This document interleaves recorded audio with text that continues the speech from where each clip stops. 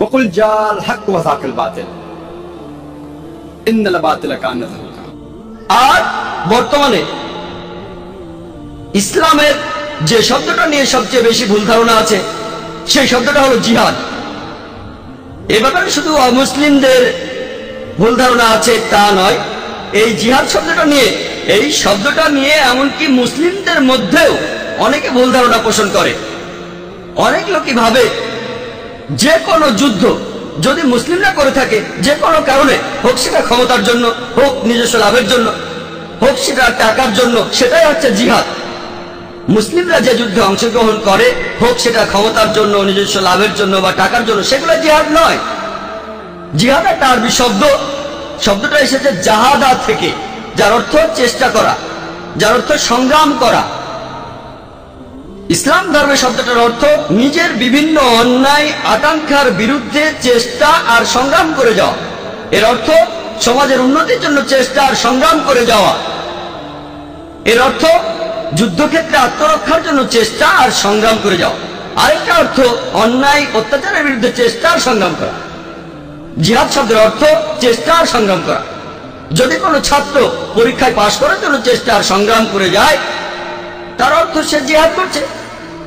তাহলে জিহাদের অর্থ চেষ্টা আর সংগ্রাম করা।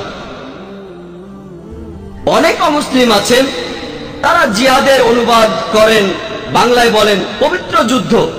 দুর্ভাগ্যজনকভাবে অনেক তথাকথিত মুসলিম বিশেষজ্ঞ এমনকি তারাও বলে থাকেন জিহাদ হলো পবিত্র যুদ্ধ।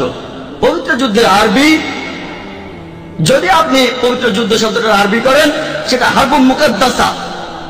এই হারবুম মুকাদ্দাসা শব্দটা পবিত্র কোরআনের কোথাও উল্লেখ করা নেই। এই শব্দটা নবীজি সাল্লাল্লাহু আলাইহি সাল্লামের কোন সহিহ হাদিসে উল্লেখ করা হয়নি।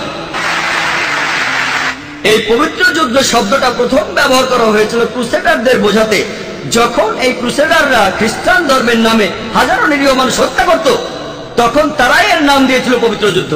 এখন এই শব্দটা ব্যবহার করছে মুসলিমদের উদ্দেশ্যে। তাহলে এই হলো মিডিয়া।